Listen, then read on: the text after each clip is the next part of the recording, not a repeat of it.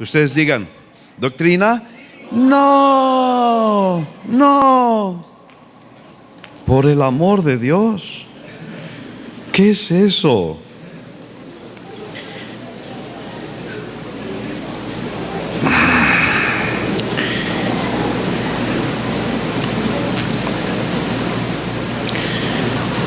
Perdónenme que aquí no sé qué le pasó a mi archivo, pero ahorita lo arreglamos. En la Escritura vemos en Hechos 2:42 esta declaración, que ellos perseveraban en la doctrina de los apóstoles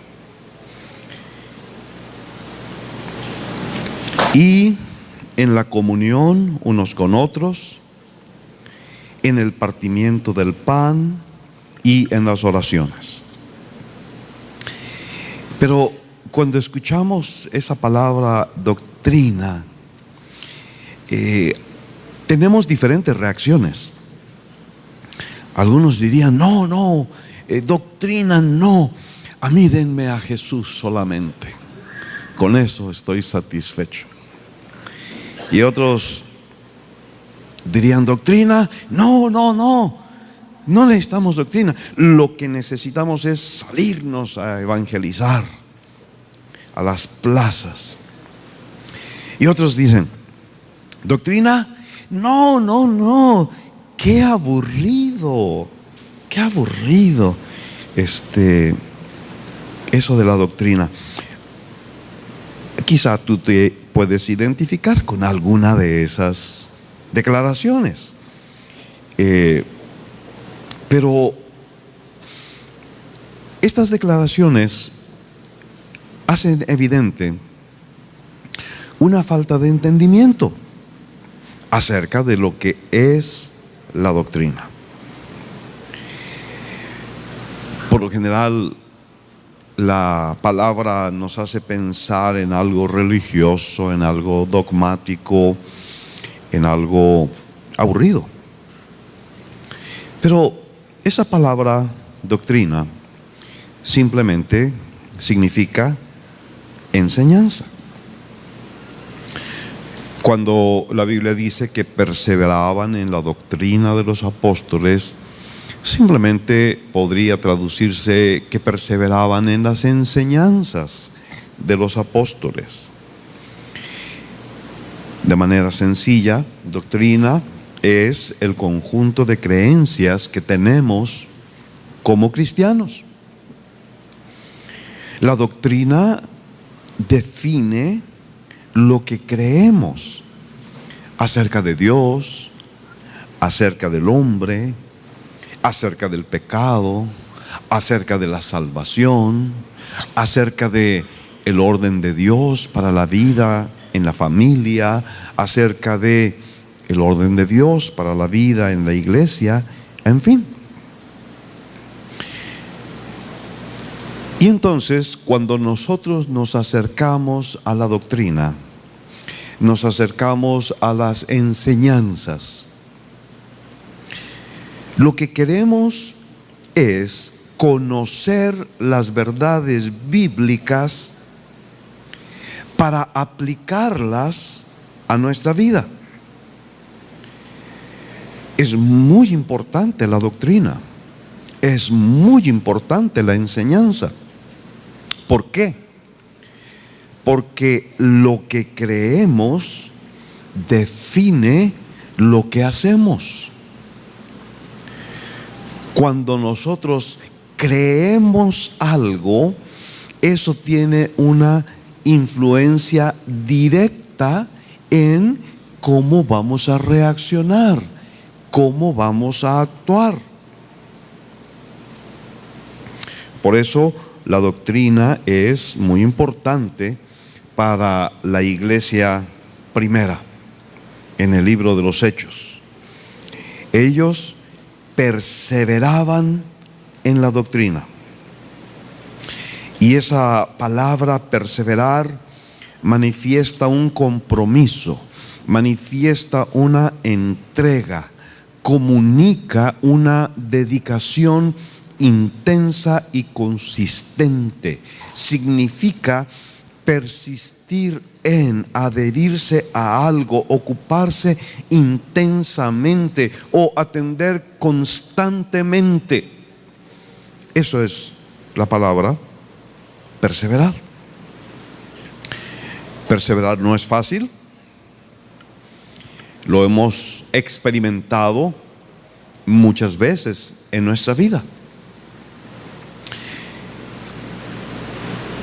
¿Cuántas veces, sobre todo al iniciar el año, nos hemos trazado la meta de decir, este año, ahora sí, voy a leer la Biblia completa? Y empezamos bien el 1 de enero, ya por el 6 de enero, pues los Santos Reyes nos distraen. Y luego ya por marzo decimos, el próximo año lo vuelvo a intentar. Perseverar no es fácil. Pero esto es lo que los creyentes en la primera iglesia hacían. Ellos perseveraban, atendían constantemente, se ocupaban, persistían. En Hechos 11, versículo 25, nos dice que Bernabé estaba en Antioquía. Una nueva iglesia había sido plantada en esta importante ciudad. Y Bernabé fue enviado por los apóstoles de Jerusalén para ver cómo estaban los hermanos y para afirmarlos en su fe. Y Bernabé recordó que Saulo, que había salido huyendo de Damasco y después de Jerusalén, estaba en Tarso, que era su ciudad natal. Y entonces Bernabé fue a buscarlo. Y cuando lo encontró, lo trajo a Antioquía. Y dice el versículo 26, y se congregaron allí todo un año con la iglesia y enseñaron a mucha gente, y a los discípulos se les llamó cristianos por primera vez en Antioquía. Lo primero que vemos aquí entonces es de que Bernabé y Saulo dedicaron un año para enseñar, y enseñaron a mucha gente. Mucha gente recibió la enseñanza de Bernabé y de Saulo. Y luego pasó algo. Esos que recibían la enseñanza, no sé, un mes estaban recibiendo la enseñanza, 2 meses, pasó todo un año, pero en la medida que iban progresando en las lecciones que Bernabé y Saulo les estaban dando, aconteció algo. La gente en Antioquía los empezó a llamar por un cierto nombre. Los empezó a llamar cristianos. Y esta fue la primera vez que esto ocurría. Ese fue el resultado de la enseñanza de Bernabé y de Saulo. Gracias. Y ese es el resultado que nosotros queremos ver en la vida de los creyentes en Monterrey, en la casa de mi padre. Cuando nosotros enseñamos, y esto es algo que está en nuestro corazón y por eso lo estoy compartiendo ahora, cuando nosotros enseñamos, cuando nosotros les invitamos a tomar parte en algún curso los domingos en la mañana, los miércoles en la noche, la intención que tenemos en nuestro corazón no es que tengamos en la iglesia cristianos llenos de conocimientos, que hasta se les suba el orgullo a la cabeza y digan: wow, cuánto sabemos, somos tan sábelotodos. No es la intención de nuestro corazón cuando enseñamos que haya una clase fatal de orgullo en tu corazón que te lleve a pensar: oh, yo sé tanto, entonces soy mejor que otros que no saben tanto como yo. No es esa la intención de nuestro corazón, y no es esa la intención del Señor. El resultado que Dios quiere ver en la vida de cada uno de nosotros, a medida que aceptamos la enseñanza en nuestra vida, el resultado es que cuando salgamos a la calle, la gente, al mirarnos, al ver nuestra conducta, al ver cómo nos conducimos en el trabajo, incluso al ver cómo manejamos en las avenidas congestionadas de la ciudad, ellos empiecen a decir: wow, ese es un cristiano. Estaremos perdiendo nuestro tiempo enseñando curso tras curso y año tras año si no permites que Dios haga en ti un cambio de tal manera que la gente en la calle pueda saber sin lugar a dudas que tú eres un cristiano.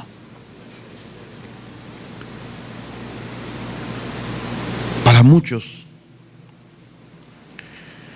el cristianismo es no más que una actividad más en su apretada agenda, y le hacen el favor a Dios de hacerle un espacio el domingo en la mañana y están, pero sus vidas no cambian. Sus vidas no son transformadas, su manera de pensar no es transformado, porque están tomando el cristianismo simplemente como una religión, como una actividad adicional de su ajetreada vida. Pero estamos aquí para buscar que la enseñanza de la palabra de Dios obre en nosotros un cambio que hasta los vecinos en la colonia den testimonio de eso, que hasta los compañeros en el trabajo empiecen a decir: ¿qué tendrá este cuate? ¿Por qué es diferente? ¿Por qué toma decisiones diferentes? ¿Por qué vive diferente? Eso es lo que pasó en la iglesia en Antioquía. El diablo no le gusta la enseñanza. Las autoridades en el libro de los Hechos, se ve en el capítulo 5, versículo 28, las autoridades de la nación no querían que los apóstoles enseñaran. Les ordenaron, les mandaron estrictamente que no enseñaran en el nombre de Cristo. Y Pedro se levantó junto con los apóstoles y les contestaron: es necesario obedecer a Dios antes que a los hombres. Ustedes nos están mandando que no enseñemos, pero nosotros tenemos un mandato superior, porque viene de una autoridad superior. Este mandato está en Hechos 28, cuando el Señor Jesucristo les dice en el versículo 20: id y haced discípulos a todas las naciones, bautizándolos en el nombre del Padre y del Hijo y del Espíritu Santo, enseñándoles que guarden todas las cosas que os he mandado. Y aquí yo estoy con vosotros todos los días hasta el fin del mundo. Al mandarlos a hacer discípulos, les dijo: enséñenlos. Las autoridades dicen: no enseñen. Cristo dice: enseñen. Y entonces la Biblia nos dice en el versículo 42 de Hechos 5 que los apóstoles salieron, y dice: y todos los días. A ver si me ayudan a repetir esa frase. Y todos los días. Vamos otra vez. Y todos los días. Muy bien. Todos los días en el templo y por las casas no cesaban de enseñar y predicar a Jesucristo.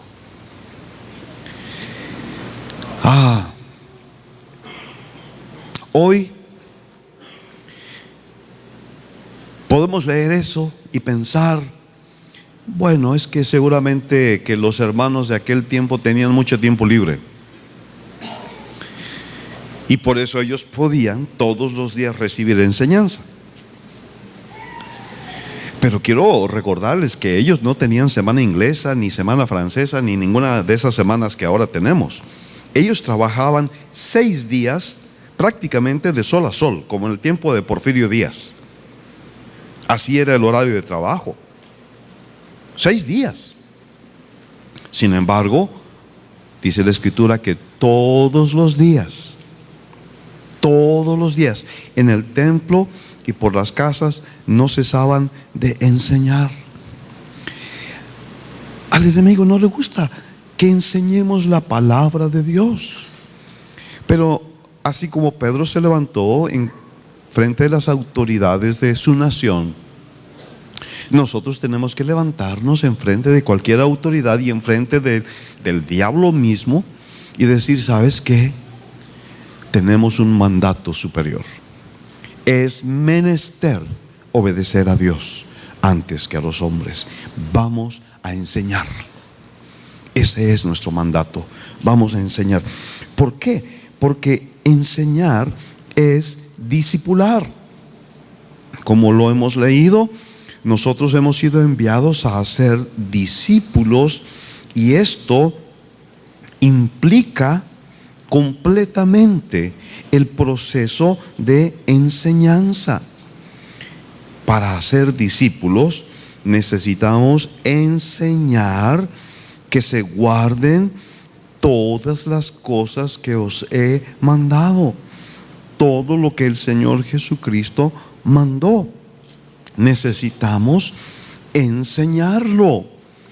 Y Cristo nos dio la clave de lo que es el verdadero discipulado.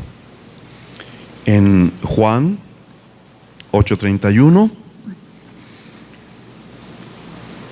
dijo a los judíos que habían creído en él: si vosotros permaneciereis en mi palabra, seréis verdaderamente mis discípulos y conoceréis la verdad, y la verdad os hará libres.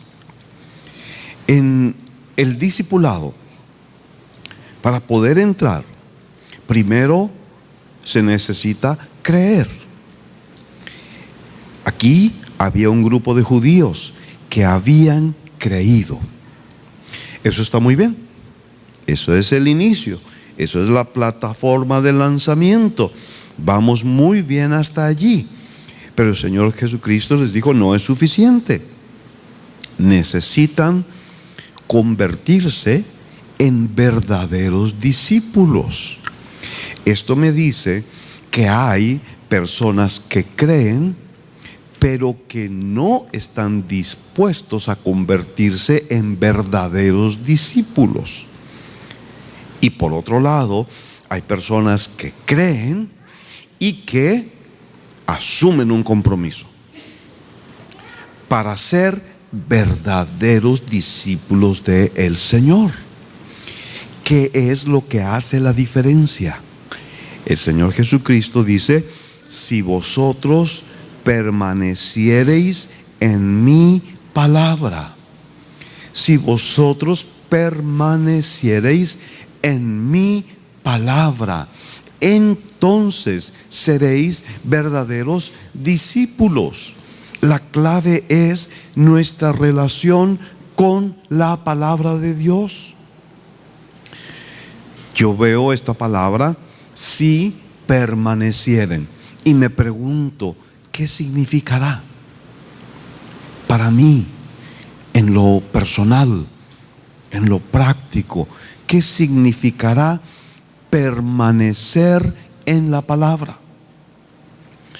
Yo creo que es un significado muy sencillo y muy práctico. Permanecer en la palabra debe de significar leerla. Debe de significar atesorarla en el corazón, meditarla, memorizarla, estudiarla. Necesitamos permanecer en la palabra. Lo primero que tenemos que hacer es leerla. Déjenme hacer una prueba espantosa. ¿Cuántos han leído la Biblia completa por lo menos una vez en su vida? ¿Ok? Felicidades, todas esas manos levantadas. Felicidades. Hay muchas manos que necesitan levantarse todavía. ¿Qué es lo primero que tenemos que hacer? Leer la palabra, estudiar la palabra, permanecer en la palabra. Eso es la marca de un verdadero discípulo. Mientras nosotros no estemos comprometidos con la palabra, vamos a ser creyentes, lo cual es maravilloso. Por supuesto, es maravilloso ser creyentes, pero Cristo nos está llamando a ir más allá, a ser discípulos. Me parece que esta palabra de permanecer podría compararse con lo que a veces sucede en las escuelas. Todos alguna vez estuvimos en la escuela, quizá los muchachos están todavía en la escuela y se dan cuenta de que a la escuela muchos llegan para tomar las clases, ¿no? Pero algunos de los que llegan a la escuela llegan para pasear. Están allí, pero nada más están para ver a qué hora es el recreo, o se van de pinta, o faltan y nunca estudian y no hacen la tarea, y cuando hay que presentar el trabajo, entonces se juntan contigo, porque tú sí eres un buen estudiante, por supuesto, y entonces dicen: oye, méteme ahí, no sé qué. Hay otros que van a la escuela y se ponen a estudiar, ponen atención al profe, toman notas, hacen la tarea. Son estudiantes dedicados. Hoy pues hasta en el TEC he oído que compran los exámenes al final. O sea, todo el año se dedican a la pachanga y compran el examen al final y ya pasan la materia. Pero la clave es permanecer. Nosotros, y esta palabra que dio Alfredo hace un rato, mencionó algo de que en la iglesia estamos nosotros aprendiendo, estamos en ese proceso. Es que la iglesia es como una escuela. Nosotros somos estudiantes en esta escuela. ¿Y qué es lo que estamos haciendo en esta escuela de Cristo? ¿Vamos a comprar el examen al final? Creo que aquí no se va a poder. Necesitamos estudiar, necesitamos leer, necesitamos permanecer en la palabra. Eso es lo que hace la diferencia. Juan 14:21 dice: el que tiene mis mandamientos y los guarda, ese es el que me ama, y el que me ama será amado por mi Padre, y yo le amaré y me manifestaré a él. Amar la palabra de Dios, permanecer en la palabra de Dios, eso tiene para el buen estudiante resultados muy, muy valiosos. En el pasaje anterior que leímos, los que permanecen son verdaderamente mis discípulos, y entonces dice: y conoceréis la verdad, y la verdad os hará libres. Esta maravillosa promesa no es para todos. A veces nos gusta compartir porque somos muy generosos nosotros, ¿no? Le decimos a todos: miren, vengan al Señor y conocerán la verdad y serán libres.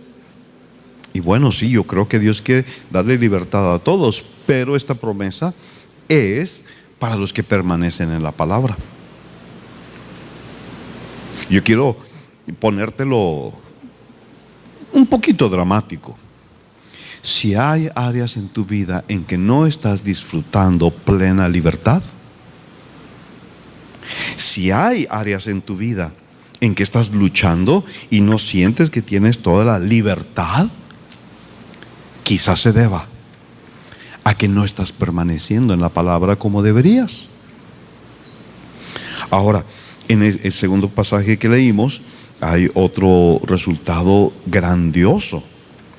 Porque el que ama a Dios y que tiene sus mandamientos y los guarda, dice: será amado por mi Padre, y yo le amaré y me manifestaré a él.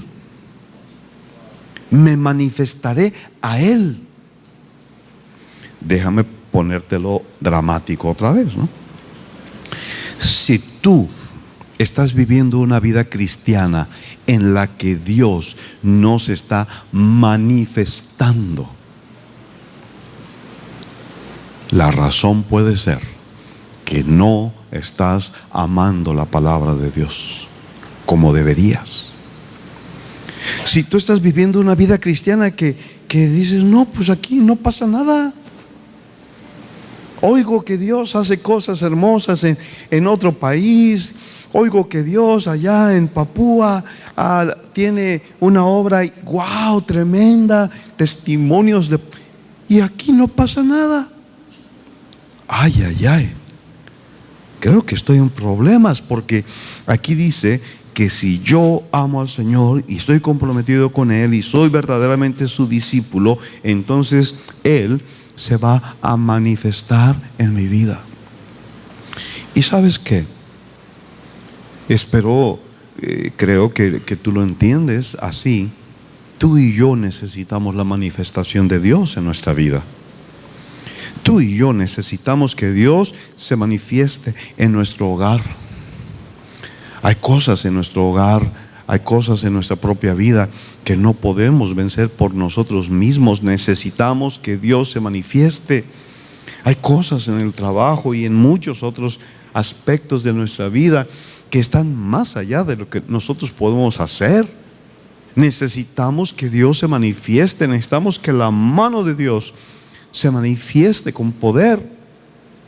Para eso necesitamos ser verdaderos discípulos, amando la palabra del Señor.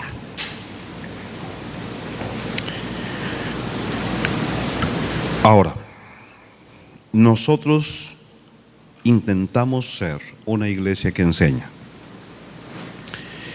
Y como les ponía en el título, doctrina, no. Enseñanza, no. cursos. No, me está cambiando la voz. ¿Por qué enseñamos?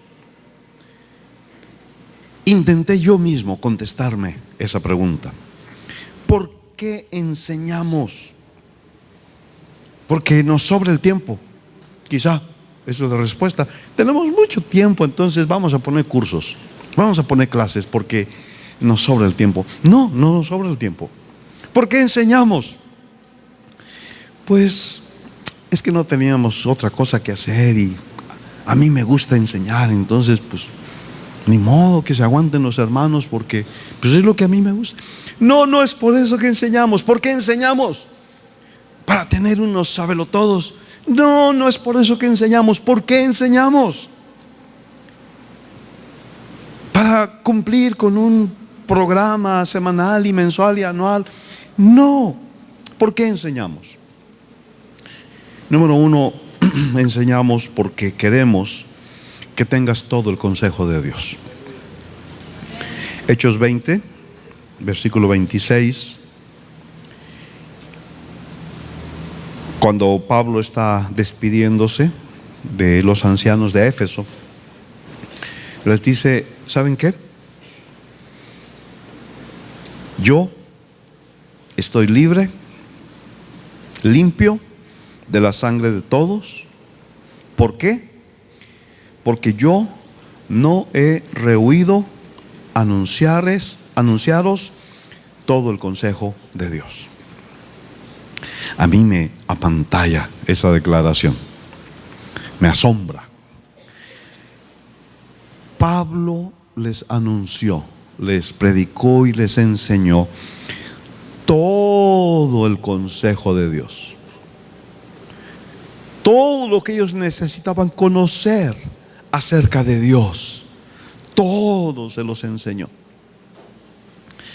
La verdad, me siento incapaz de algún día poder hacer una declaración como esa, porque yo mismo estoy lejos de conocer todo.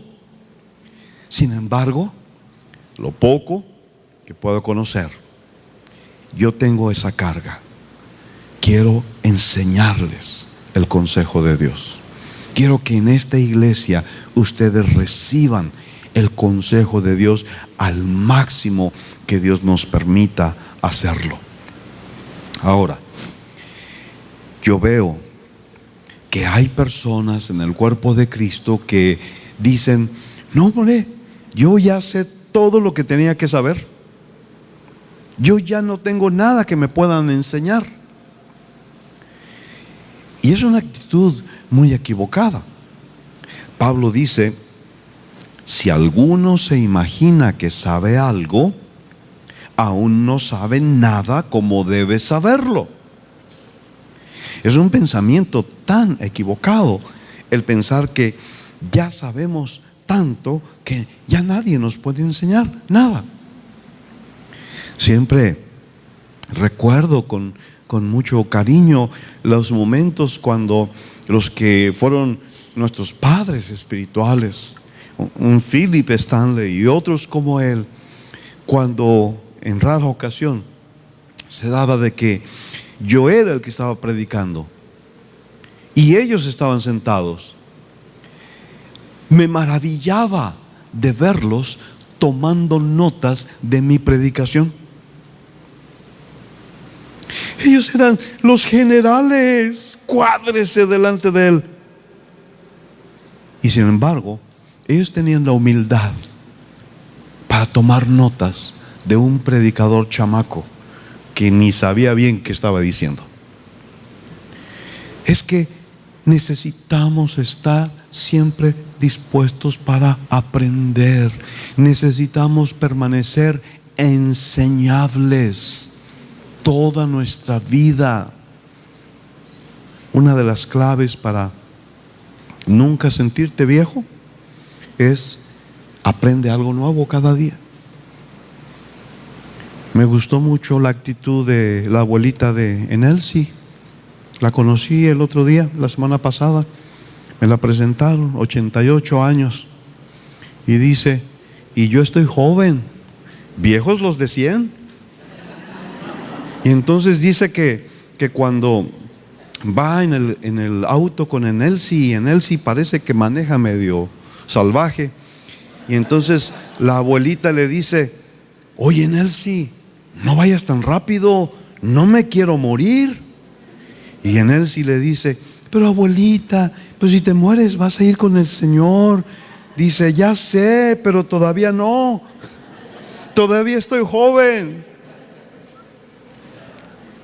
Necesitamos mantener ese anhelo de aprender continuamente todo el consejo de Dios. ¿Por qué enseñamos?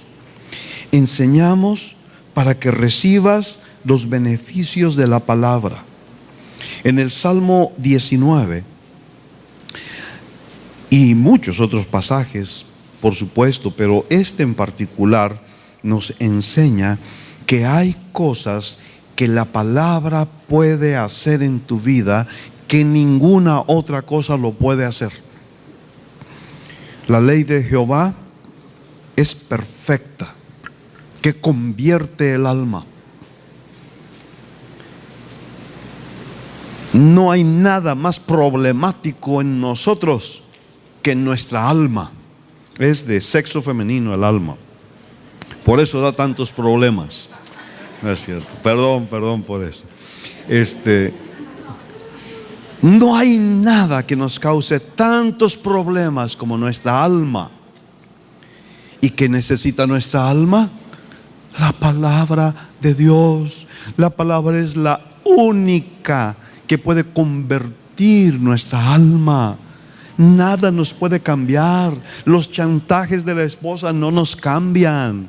Los chantajes de los papás no nos cambian. Lo que nos cambia es la palabra de Dios.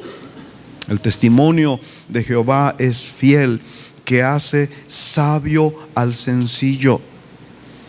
Cuando tú permaneces en la palabra, cuando tú recibes la enseñanza, cuando tú amas la palabra, la persona más sencilla, aún una persona sin mucha preparación académica, puede convertirse en una persona sabia sin comparación. La palabra de Dios es la que te va a dar la sabiduría. Dice que el precepto, los mandamientos de Jehová son rectos, que alegran el corazón. Hermanos, no puede haber gente más feliz sobre el planeta Tierra que aquellos que aman la palabra de Dios. Porque la palabra de Dios alegra el corazón, alumbra los ojos, muchas cosas más. Enseñamos porque la obediencia a la doctrina nos libera del pecado. Aquí tenemos esa lucha que constantemente se está librando en nuestra alma. El capítulo 6 nos habla de eso en Romanos. ¿Qué pues? ¿Pecaremos? Porque no estamos bajo la ley, sino bajo la gracia.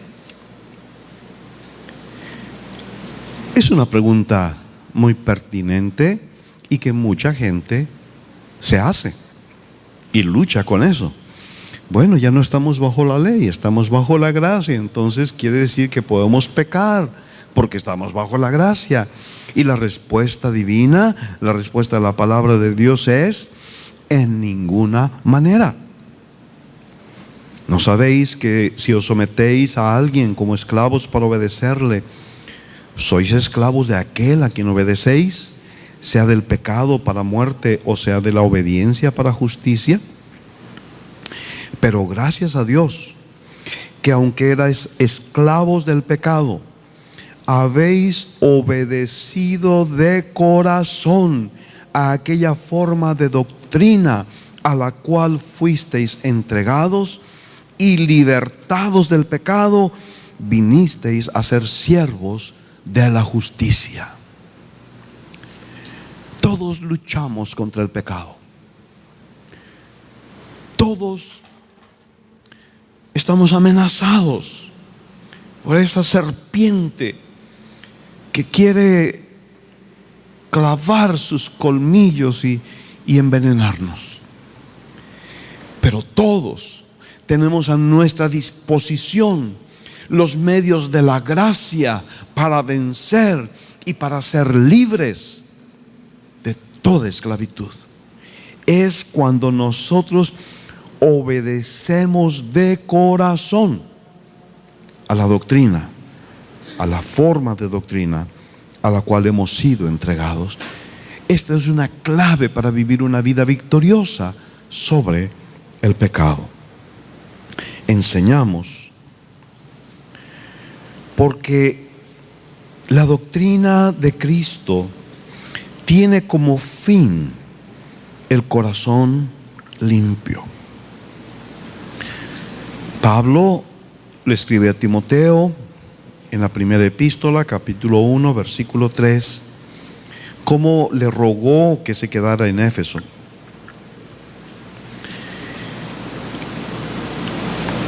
Para cuidar de que no se enseñara una doctrina diferente, que no se metieran en discusiones que no edifican.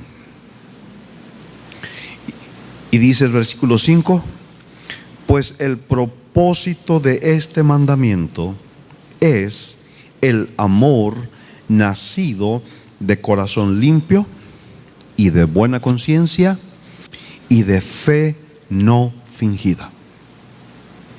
Enseñamos porque Dios anhela y nosotros anhelamos que esta iglesia esté compuesta por gente que tenga su corazón limpio, su conciencia buena y su fe no fingida.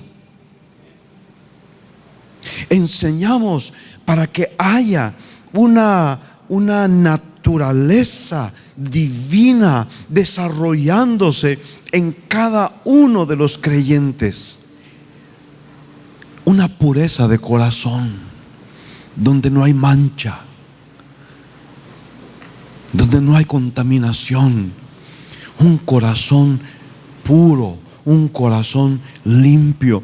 Queremos jóvenes puros. Anhelamos que nuestros jóvenes vivan una vida victoriosa con un corazón limpio y puro y con un cuerpo limpio y puro.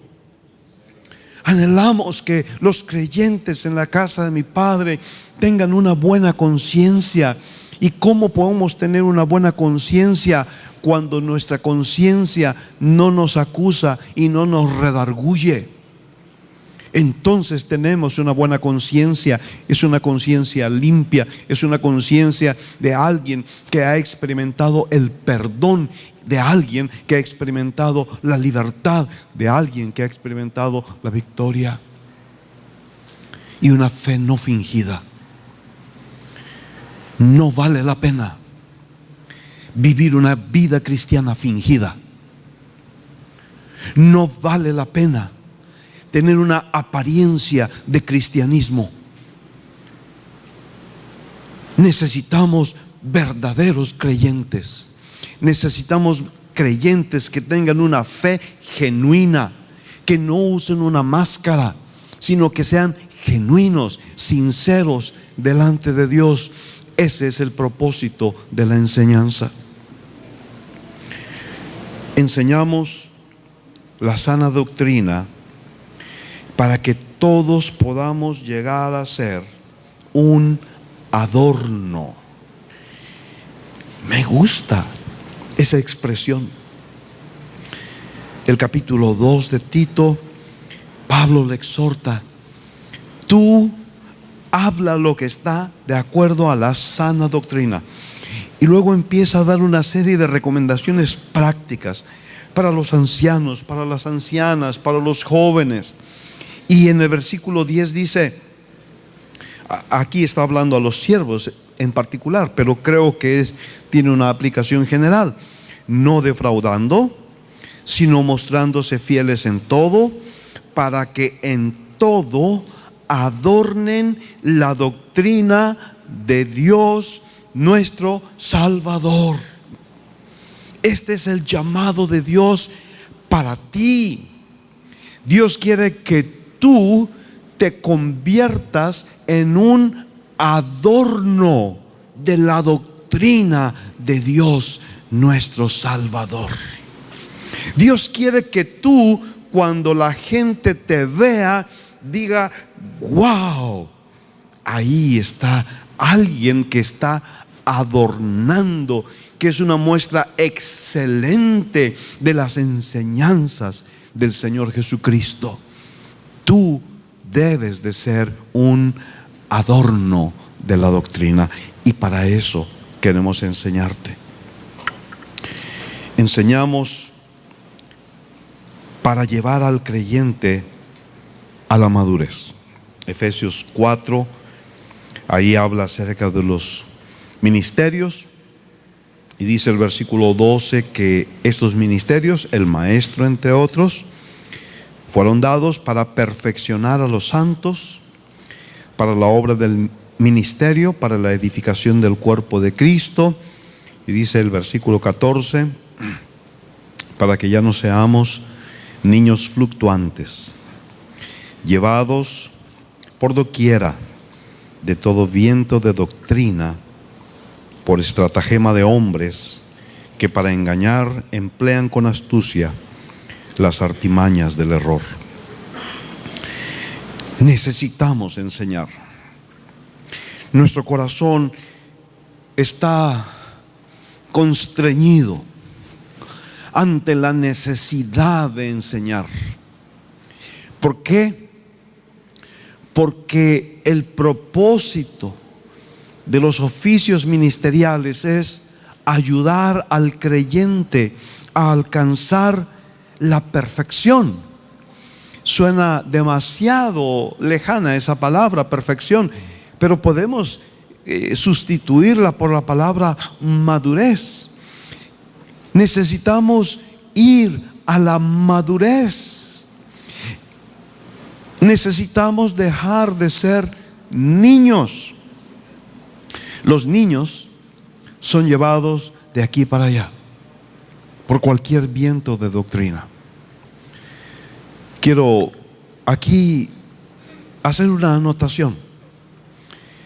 En internet hay muchos excelentes recursos cristianos, y hay muchos excelentes predicadores disponibles allí, ya sea en audio o en video incluso, o por escrito. Yo uso mucho esos recursos, pero la anotación que quiero hacer aquí es de que no todo lo que está en internet vale la pena. El hecho de que alguien publique sus predicaciones en internet, eso no es garantía de que es una sana enseñanza lo que se va a recibir allí. Necesitamos entonces ser maduros. Los niños reciben lo que sea y se lo tragan, pero los maduros disciernen, que eso es otro de las características que vamos a encontrar por aquí.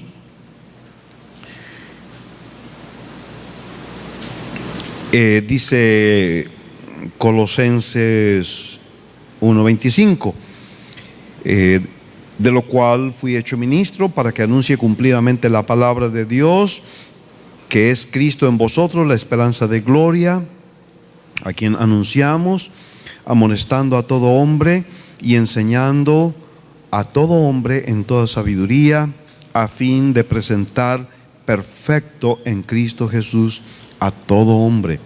Por eso enseñamos, a fin de presentar perfecto o maduro o completo a todo hombre. a toda mujer. También nos dice en Tito, segunda de Tito 3, persiste en lo que has aprendido y te persuadiste, sabiendo de quién has aprendido y que desde la niñez has sabido las sagradas escrituras, las cuales te pueden hacer sabio para la salvación por la fe que es en Cristo Jesús. Toda escritura es inspirada por Dios y útil para enseñar, para redarguir, para corregir, para instruir en justicia, a fin de que el hombre de Dios sea perfecto, enteramente preparado para toda buena obra. Para eso enseñamos. No estamos tratando de perder el tiempo de nadie. Estamos tratando de ayudar al creyente a crecer, a dejar la niñez espiritual, a madurar, a estar preparado para toda buena obra. Efesios 5:12 nos dice que debiendo ser ya maestros después de tanto tiempo, tenéis necesidad de que se os vuelva a enseñar cuáles son los primeros rudimentos de las palabras de Dios, y habéis llegado a ser tales que tenéis necesidad de leche y no de alimento sólido. Y todo aquel que participa de la leche es inexperto en la palabra de justicia, porque es niño, pero el alimento sólido es para los que han alcanzado madurez, para los que por el uso tienen los sentidos ejercitados en el discernimiento del bien y del mal. Entre los creyentes hay niños y hay maduros.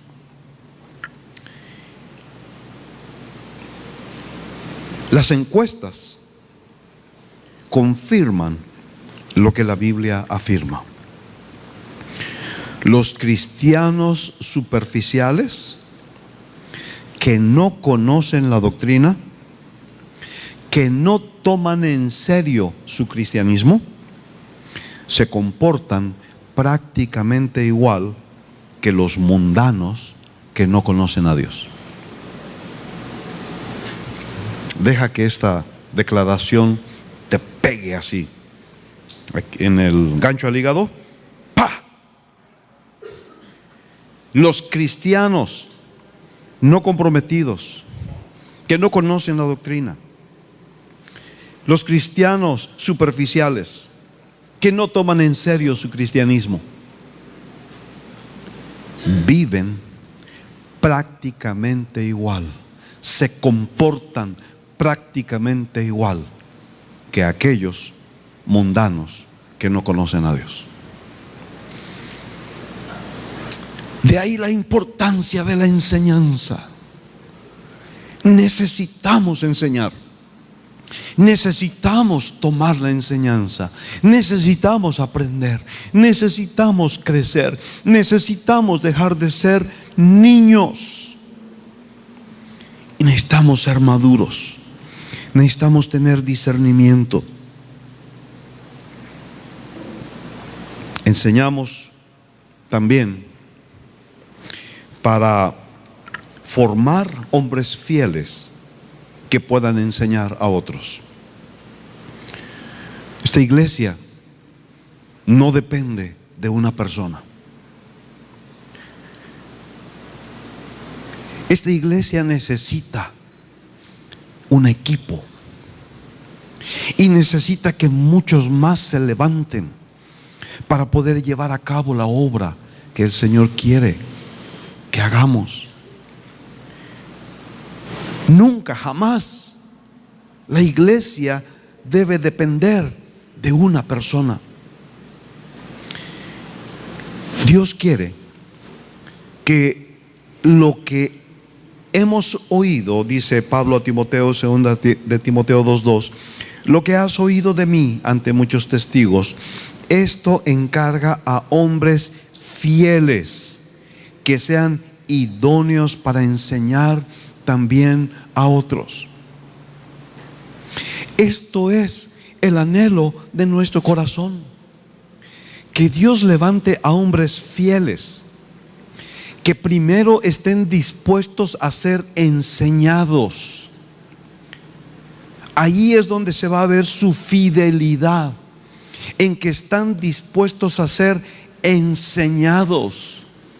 Y esos hombres fieles después podrán enseñar a otros, a muchos otros, no solamente en el contexto de la iglesia local, pero aún lejos de la iglesia local, porque anhelamos que Dios levante muchas iglesias y que Dios levante misioneros, ministerios de la iglesia que puedan ir aún a otros países para enseñar con fidelidad a otros y entonces volver a repetir este hermoso proceso.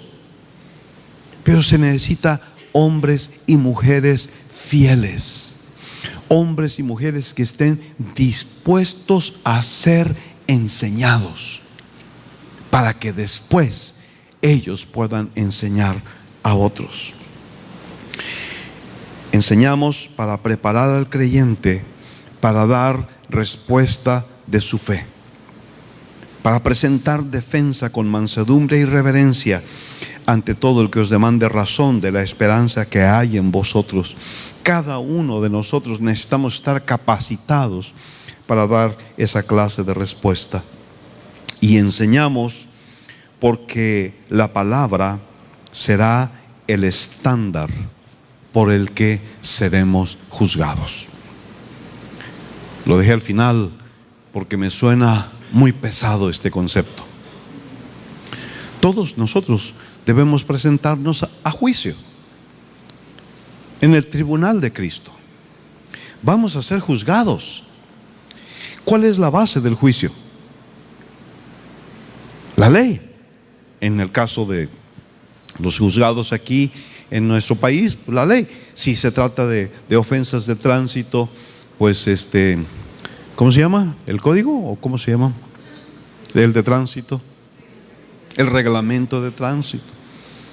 Y yo puedo llegar allí con el policía o con el juez, lo que sea, y decirle: ¿cómo? Me levantaron una infracción porque me estacioné en triple fila. Ay, señor juez, fíjese que yo no sabía que estacionarse en triple fila era causa de infracción. Y el señor juez me va a decir: pues, ¿qué crees? Aquí está el reglamento. Así que, mordida. No, infracción. La ley. Somos juzgados de acuerdo al reglamento. Nosotros vamos a ser juzgados de acuerdo a la palabra. El que oye mis palabras y no las guarda, yo no le juzgo, porque no he venido a juzgar al mundo, sino a salvar al mundo. El que me rechaza y no recibe mis palabras, tiene quien le juzgue. La palabra que he hablado, ella le juzgará en el día postrero. Por eso enseñamos, para que tú estés preparado y en el día del juicio puedas pararte con confianza delante del Señor. Muy bien, voy a pedir que repartan unas hojitas que hemos preparado por allí.